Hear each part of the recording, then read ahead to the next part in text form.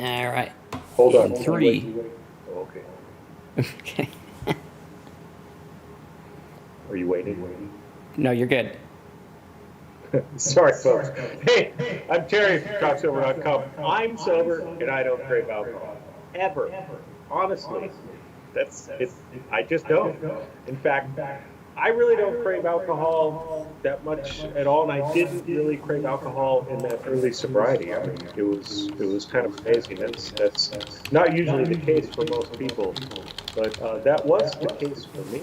I mean, it's pretty amazing, um, and that's what we're going to talk about today. We're going to talk about how I did not manage to crave too much alcohol in the beginning of sobriety.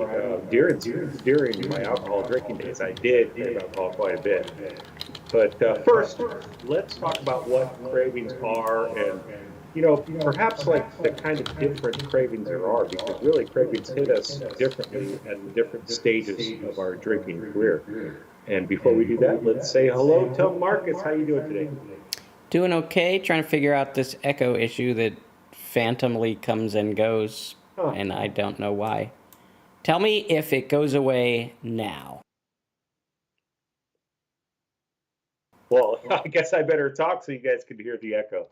Um, First of all, for we most of us people that develop an alcohol problem, we start drinking pretty early in life. So kind of there's sort of this early drinking craving, should you say? Maybe not so much craving, but we kind of start drinking. Well, at least I'm talking about myself, and maybe some of you can relate, and maybe some of you can't. But for me, I started drinking kind of because that's what others were doing, and it was in my early teens, maybe even earlier than that. But, it looked like fun. It's what other people were doing. I know there was a little bit of like uncomfortableness inside me as far as being around other people, socializing, things like that. And I did find that when I drank alcohol, I suddenly felt comfortable. And I really wasn't physically dependent. That's pretty much the case in the early drinking. You're not physically dependent on it, and you don't really have a real craving for it, but maybe you can relate to like the feeling that it gives you. And I do know of some people that have claimed that when they started drinking, they felt that feeling right away, and they felt that this was the answer for them, and that's what they did. That they sought out alcohol right away. But for most people, I think it's more a little bit like me, where it just kind of made me feel better, and but it really wasn't that big of a thing, and I didn't really have to drink. But after that, you get into the teenage years, the later years of 20s, like college or whatever, and beyond that, for me, this is probably where I spent most of my drinking career, was that sort of middle type drinking where alcohol, it's becoming kind of common in my activities. And maybe I'm searching out activities where the alcohol is present, and I start to use alcohol as kind of a relief for certain things, like stressful situations. Had a hard day at work, got in an argument with somebody. Alcohol is becoming sort of an answer for things, and that's kind of how it was working for me. And of course, those middle drinking days, and even the early times, maybe you had those binge drinking times where you went out to a party or something and you ended up drinking way too much. And then you came home and you passed out. You wake up in the middle of the night, and you got to drink a ton of water. Then you wake up the next day and you're all hungover, and once again drinking water and eat a greasy breakfast, trying to figure out how to get rid of this uncomfortable feeling, because you got to go to work, or maybe it's Sunday, or you don't, or whatever. You just don't feel good. You don't want to do anything. And that definitely happened to me many, many times. And you go through the day and you start to feel better. And as my alcohol career kind of was continuing on, I would realize, I'd feel better throughout the day, and towards the end of the day, I'd be like, hey, alcohol's sounding pretty good. Maybe that's a good idea. That might make me feel, and suddenly I'd feel better, and it would maybe happen all over again, maybe not, because at this point, I wasn't physically dependent on the alcohol. And I might be becoming a little bit mentally dependent on the alcohol, but it wasn't too bad of a problem. I wasn't starting to think about it and obsess over it. But as time went on, what happens with a lot of us is we kind of get to a more advanced stage of drinking, and alcohol starts to dominate what we do in life, and maybe it does or doesn't dominate our thoughts, but and it does start to affect a lot of our decisions, like, oh, there's going to be a party over here and there's going to be lots of drinking, it should be fun, I don't want to miss that, and or maybe you had a big night of drinking and you realize this is starting to cause some problems. Maybe I better quit for a while, and you're able to quit for a while.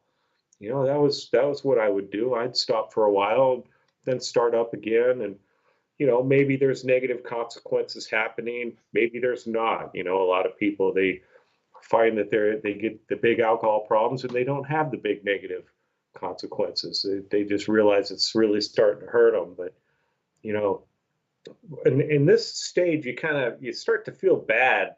You don't feel well when you stop. You start to kind of become obsessed with it a little bit. Maybe not a lot, but a little bit. You're becoming physically dependent on it. You're becoming mentally dependent on it, even if you don't realize it. And a lot of people, we don't realize that we're becoming dependent on it even when we're in the latest stages of drinking. But and that does bring up the next stage, which would be sort of the late stage drinking, where alcohol, it's kind of become our lives. For me, in those last couple years of drinking, my thoughts were, do I have enough? How can I get more? How can I hide it so nobody knows? And sometimes I would think of, how can I cut down or stop and still get the effects it produces, because it's the only thing that's making me feel good is that drink.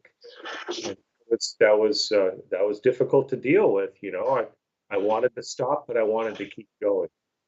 And maybe there's a lot more negative consequences that are happening. You're getting the family problems, the legal problems, the physical problems. That's what was definitely happening with me.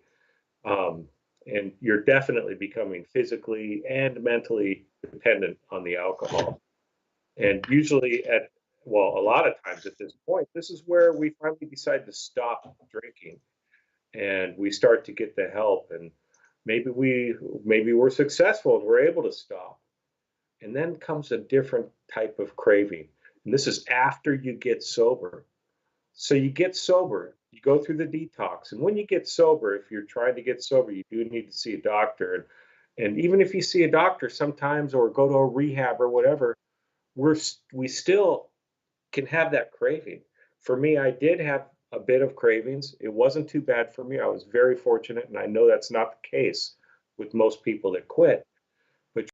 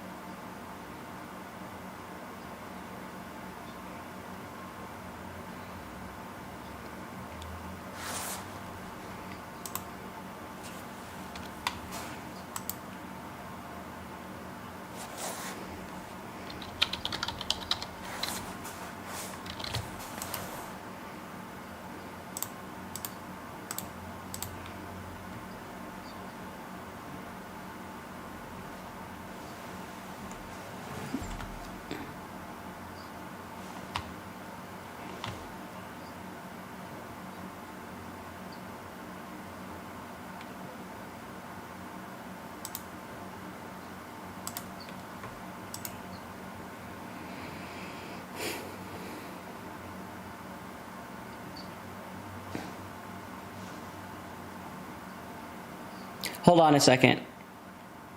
Our audio. I don't know what the hell's going on. Today.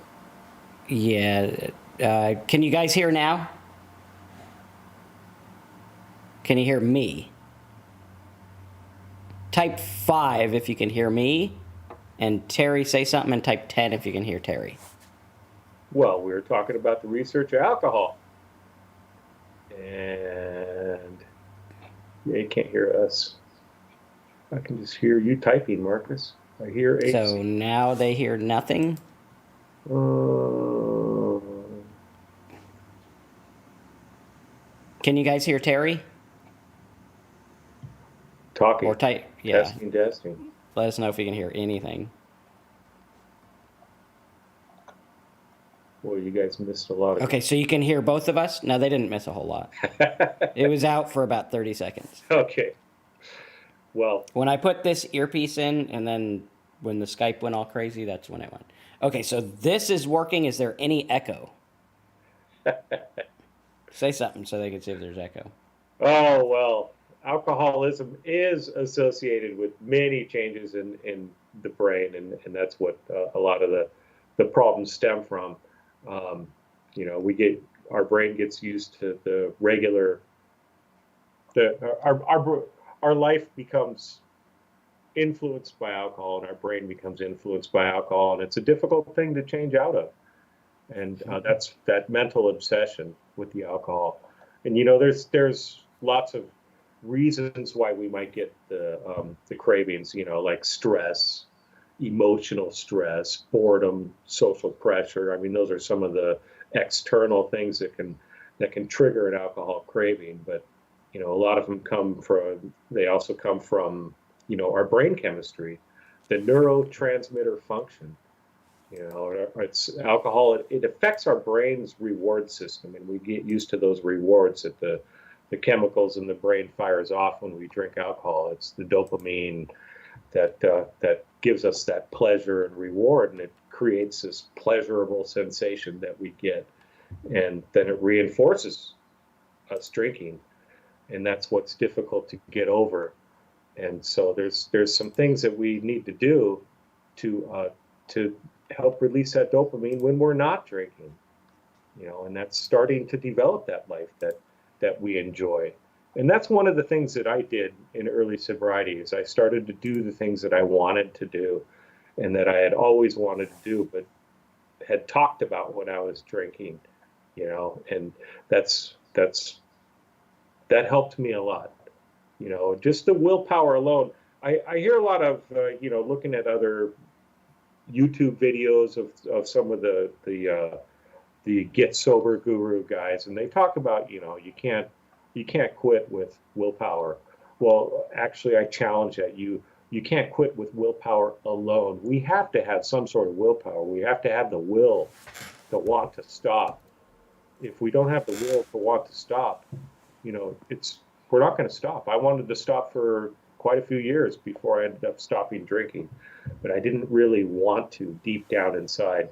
So it is important, but using willpower alone is not going to work. You do have to have some other tools and I guess tricks, but there's lots of things that you can do to help you get sober. But the first one is to get into a program that really helps. And there's the hospital programs and cognitive behavior therapy, and there's the 12-step programs. There's our program. There's other programs out there on the internet that you can check out too. But really, the trick is to try and do something. And for me, it was a matter of trying to do everything I possibly could.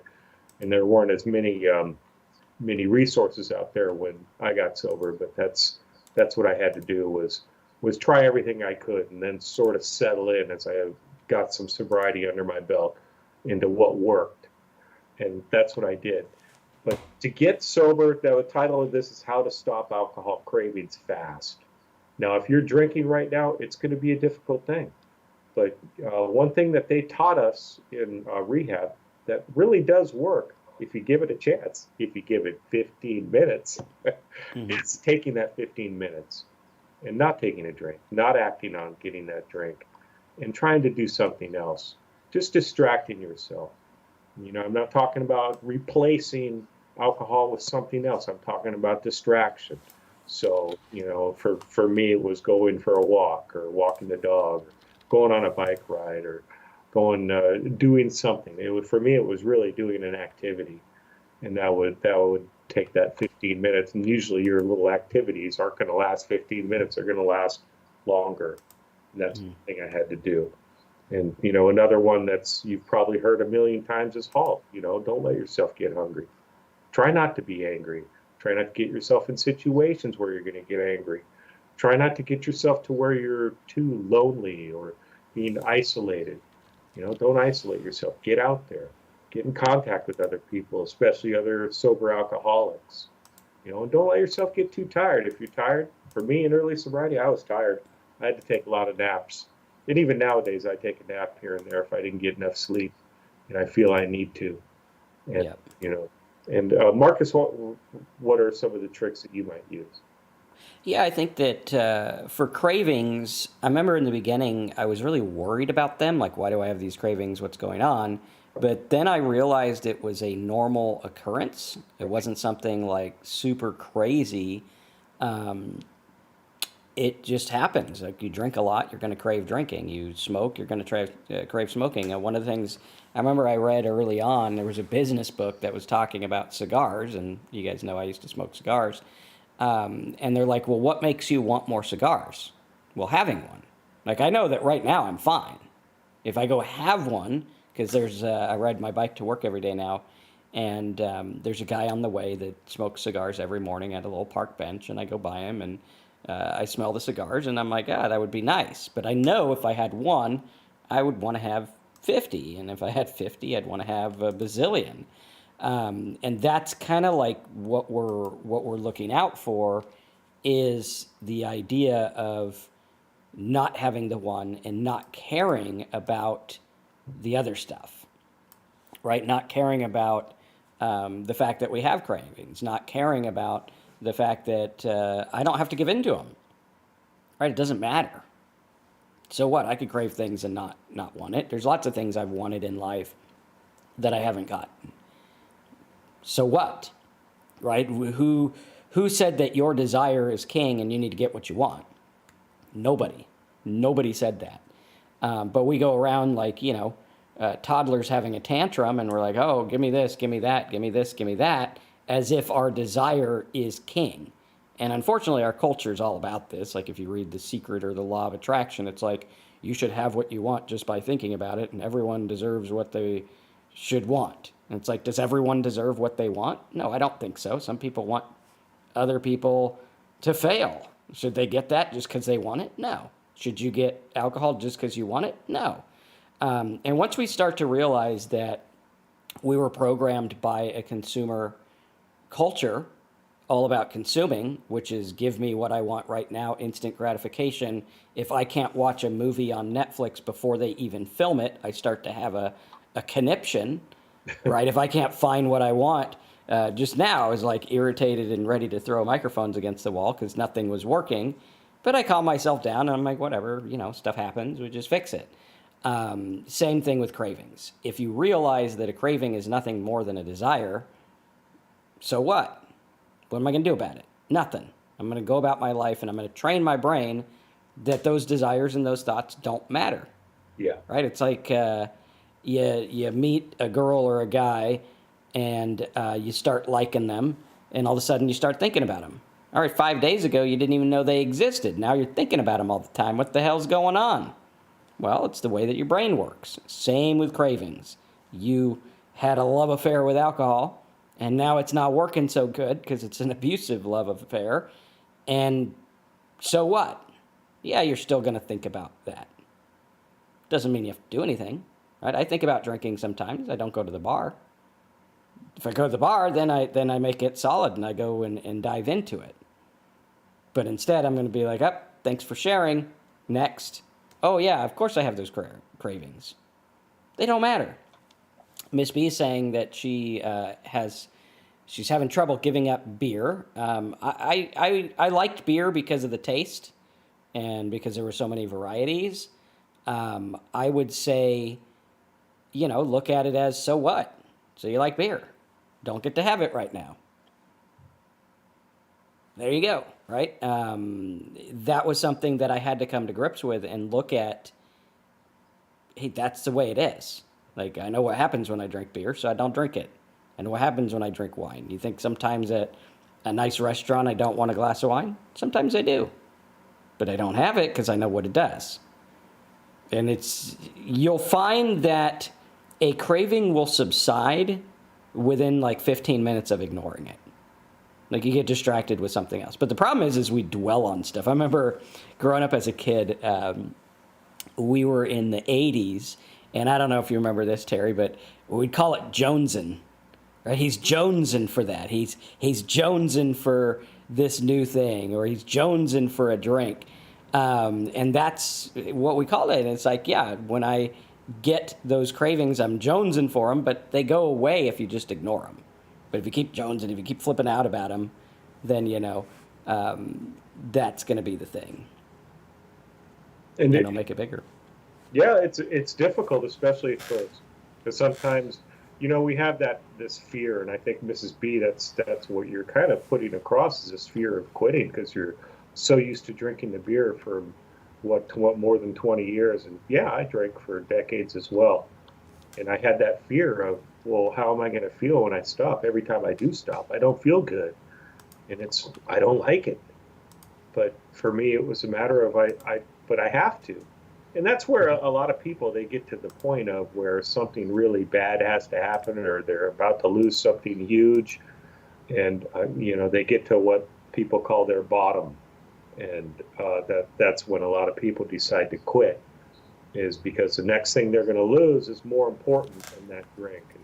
And it's a difficult thing because, for most of us, we lose almost everything, or we lose everything, or even worse, before we're able to stop drinking. And it's tough.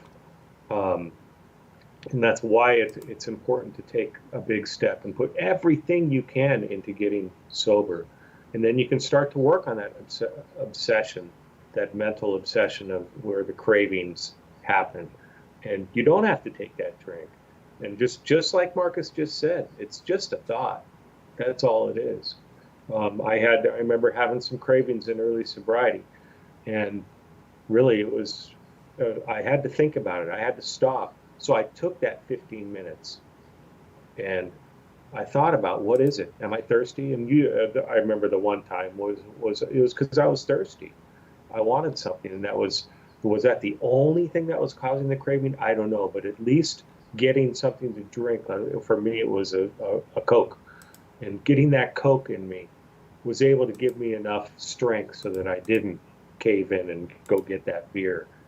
And it's challenging, but you can do other things, like find something else that you like to drink that's non-alcoholic, and that can be one of the little helpers. It's a lot of little things that can help you to get over that craving, and distracting yourself with with healthy activities, or hanging out with the family, or so having things you can do, and having things that, like, okay, I'm craving it. It's not so much where you have these things like, okay, I'm craving a drink, I gotta go do something. What am I going to do? Having an idea on what you're going to do, a plan. What am I going to do when I get this craving? I'm going to go for a walk. I'm going to go walk the dog. I'm going to read this or watch a video on sobriety, something like that. Having an activity that you can do. And, of course, there's the writing it out, just writing out that 15 minutes. But for me, that's a difficult thing to do, to just sit there and dwell on the alcohol, and it's tough. But another trick you can do is, it's a trick of not doing something, which is leaving that tempting situation. So you're at a wedding and everybody's getting drunk, especially your close friends that you're hanging out with.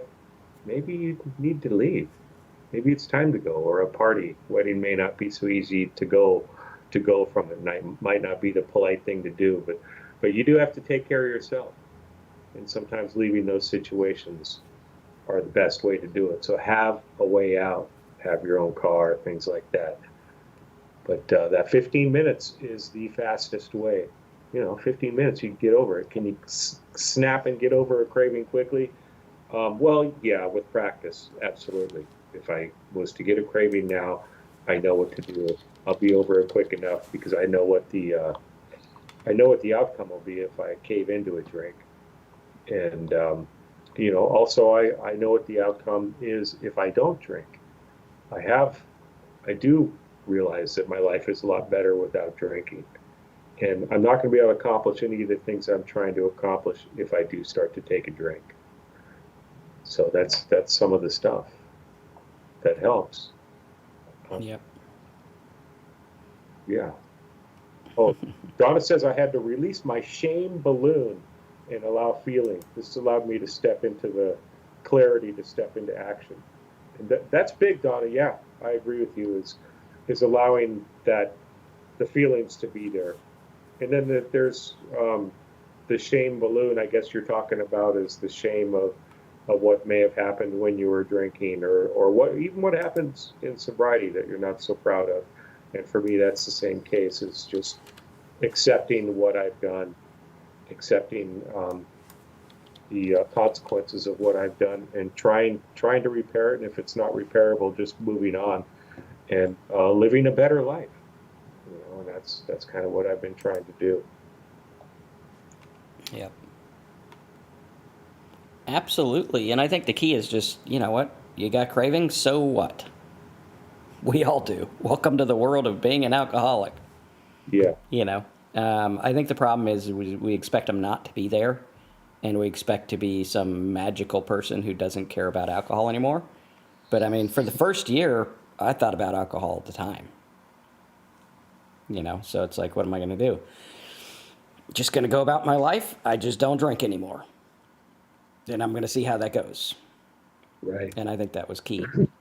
And for me, I don't think that I really, yes, I thought about alcohol all the time, but that was more of a matter of I was thinking about, and I think you were this way as well in our discussions, but it was more a matter of what do I need to do to not drink again?